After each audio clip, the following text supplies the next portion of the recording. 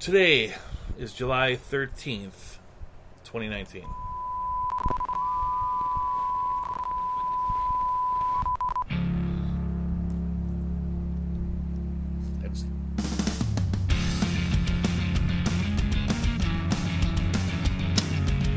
On today's version of The Dugout with Doug Boyle, the 5-Minute Professor comes back from his trip of Eurasia and East Asia to tell us all of the best vacation spots on Airstrip 1 and the rest of Oceania. Also, Doug Boyle tells us between Mickey Callaway, Ron Gardenhire, and Scott Servais, which of these managers will be available to be a guest host of The Dugout with Doug Boyle by Labor Day.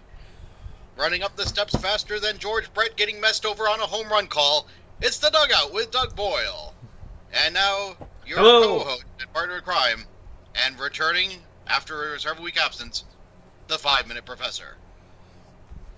Professor, we missed you. And we can't hear you. I can see you, but I can't hear you. Bill is returned after... Are you there, Brendan? Yeah, I'm here.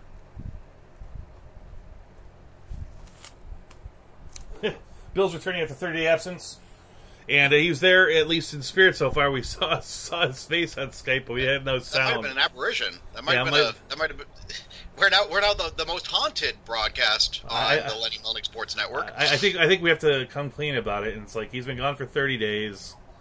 And we've made up all these other stories. And, the truth is, TMZ reported it first. The professor is in rehab. He had a 2-bottle-a-day Flintstone Chewable vitamins problem. Yep. And so he's calling from rehab. And, hey, the internet there is probably a little sketchy. So we're going to soldier on without him. He's going to pop back in as he figures it out. He's a smart guy. It's so hard to figure out exactly how to get me onto Skype that I failed to choose the right microphone, which is the real problem. Oh, there! I'm back. It's a ghost! Ah! It's the marvelous return of the 5-Minute Professor, who will be hosting trivia. We've held that together as best we can over time. How are you doing, man? I'm doing all right. I am not at home. You may have seen me in my my holiday attire. I'm actually at the Macmillan Inn, just outside of downtown Savannah, Georgia. Savannah, beautiful town. I used to do what do you call it, tours in Georgia, and I did Savannah once. It's the birthplace of Johnny Mercer. Did you go to the Mercer? Is. Yeah, the Mercers. It's a great city. I love how it's laid out. It's all on a grid. It's a series of parks and squares, and it's fabulous. I loved it. Yeah, what's the name of the square? Did you go to the Forrest Gump bench? I did not go to the Forrest Gump bench. I wonder if that's in Forsyth, though. It's in Sycamore Square. All right, Sycamore Square. We'll check out Sycamore Square. I believe that. I mean, you probably should Google it before you make a thing, but it's in one of the parks. There's the 16 parks. It's been about a decade since I spent any real time in Savannah. Savannah is also known for the largest St. Patrick's Day parade out of any place. I actually think they actually have more people go there than either Chicago or Boston. Strange as it sounds. Well, yesterday we. Oh, I'm sorry. What's that, Brendan? I was about to say, just based on the Savannah Theater, it says that the bench is currently in the Savannah History Museum, but the location for the bench was in Chippewa Square. Chippewa Square. Well, and then there's the diner where she worked is a stop which we plan on taking in today, Debbie's. And they bring up Johnny Mercer because the other famous Savannah movie is Midnight in the Garden of Good and Evil, and yes. that's set in that house. And I was at the Bonaventure Cemetery yesterday, where the bird girl is from that movie. In fact, there's a bird girl statue in the pool, which is on the other side of the wall behind me, which you can't see. Because in an effort to figure out the microphone, I turned off my camera. And I don't remember the name of the author of the book, but I've said some disparaging things about Rollins College in the past. But the author of that book is actually a Rollins grad. Something like that. I went and saw him do a book reading once. Nice. So that's it. So you've been gone for a while. A lot of stuff happened. You watch any baseball? Not that there was much baseball this week. There was not a lot of baseball this week. My least favorite part of the baseball season did happen this past week. What's that? The draft? I do not like the home run derby. Well, I gotta admit that I don't like it. I gotta admit that I historically liked it, and it was actually something I thought we'd talk about briefly. But there were so many home runs this year; it actually got boring. I mean, all things considered, I think that what Cody Bellinger did, being down by 29 home runs and then tying it, even though he lost, was one of the most impressive things I've ever seen in a home run derby. But that aside, it's just not that great anymore. There's too many of those. I liked watching the old ones when they used to be on television back before there was all the content in the world, and they used to replay old home run derbies. I liked watching the old home run derbies because I liked seeing the old players that I hadn't actually gotten to see play. Yeah. But none of it I find particularly attractive. No, it's not the game. I'm an American League guy. The home run is not the game to me.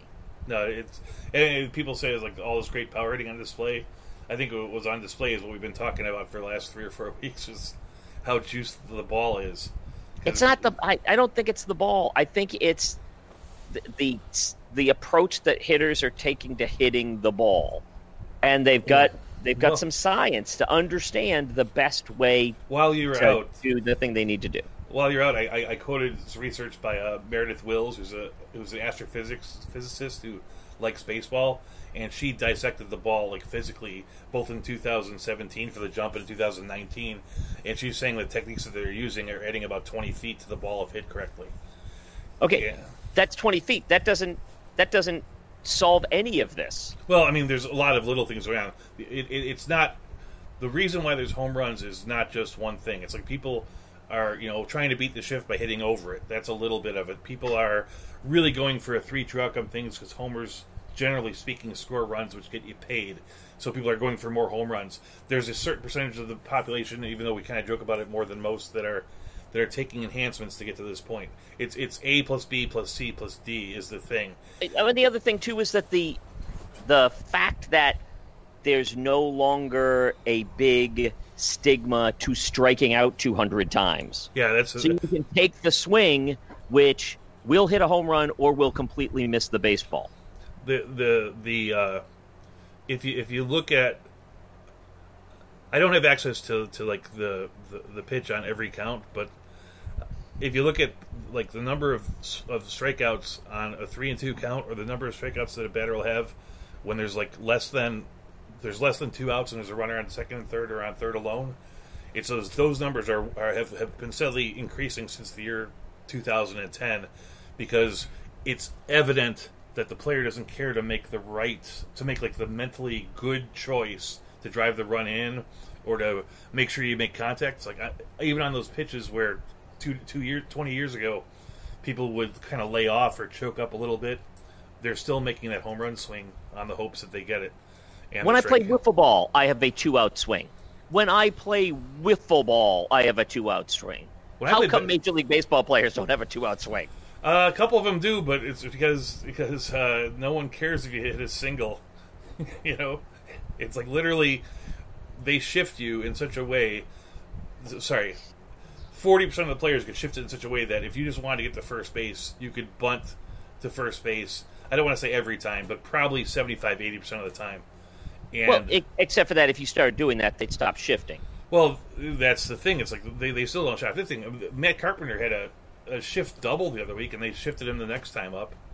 It's bunting is not going to stop them from doing it, because the odds say this is where your tendencies are to hit the ball, and the odds say they're going to get you out more often. And if you're a really good hitter, the intentional walks in your arsenal as a pitcher and a manager. It's the worst that happens to you is that you functionally intentionally walk the batter.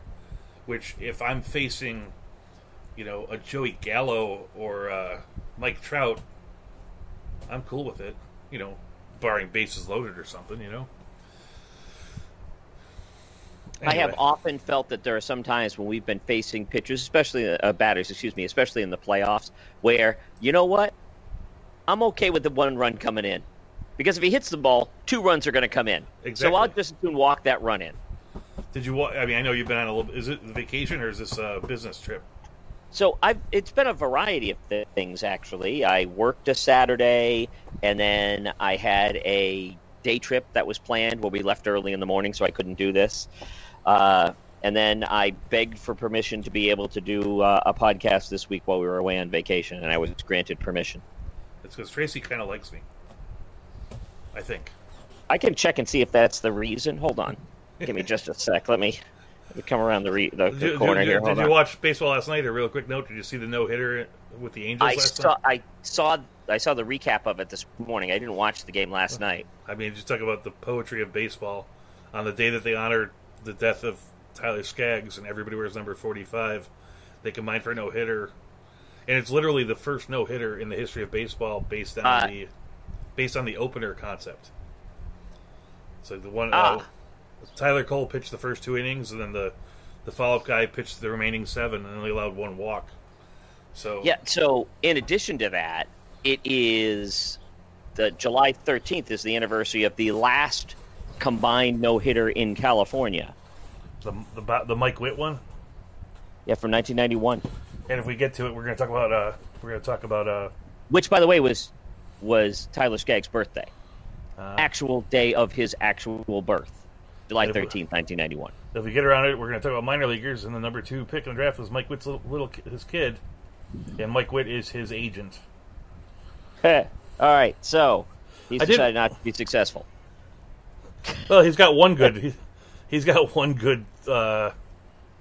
He's got one good client. Just a bit outside. I was going to talk about just a bit outside because I wanted to talk a little bit about the USA Women's Cup soccer.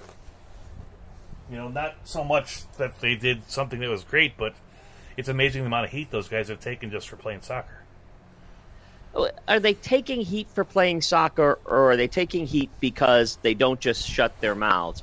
And those of us who are progressive by nature, and Doug, I would number you among that. I'm a moderate.